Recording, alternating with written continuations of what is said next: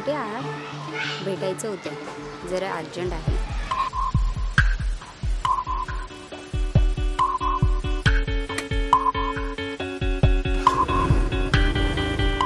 माणूस हा समाजप्रिय प्राणी आहे असं आपण ऐकलं आहे. काही लोक समाजात राहतात तर काही समाजासाठी राहतात.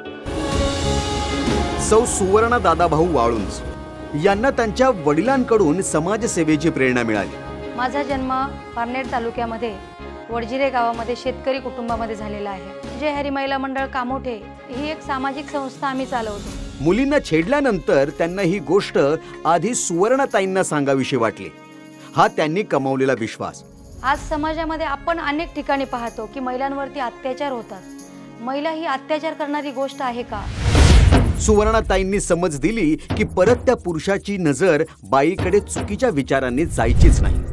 ज्या ठिकाणी अन्याय होईल ना त्या ठिकाणी आमची जिजाऊची लेक पेटून उठली पाहिजे. प्रत्येक आईला असं वाटलं पाहिजे कुठे जाऊ दे माझी लेक, ती स्वतःचं संरक्षण करेल. हॉस्पिटलमधलं बिल कमी करून देणं असेल, नागरी व्यवस्थेबद्दल सजग असणं असेल, काम कोणतेही असलं तरी लोकांच्या मनात एकच नाव येतं, सौ सुवर्णाताई.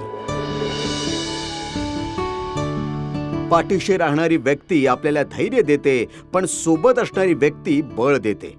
ती नावाला मैत्रीण जरी असली तरी मोठ्या बहिणीसारखं मला नेहमीच आधार देत असते आणि तिचा पाठिंबा वेळोवेळी मला मदत करत असतो. सुवर्णाताई ह्या कोणालाही, मलाच नाही तर प्रत्येकाला अडचणीच्या वेळेस धावून येतात. सुवर्णाताई पाठीशी नाहीत तर सोबत उभ्या राहतात आणि लोकांना विश्वास देतात. मी सर्व या महाराष्ट्रामधील महिलांना विनंती करेल की आपल्या मुलींना कुठल्या फॅशन शो मध्ये नेण्यापेक्षा त्यांना तलवारबाजी नक्की शिकवा. आमचा अभिमान ही, समाजसेवेची शान ही, आमचा ऐकणारा कान ही, आमची हुकुमाची राणी ही.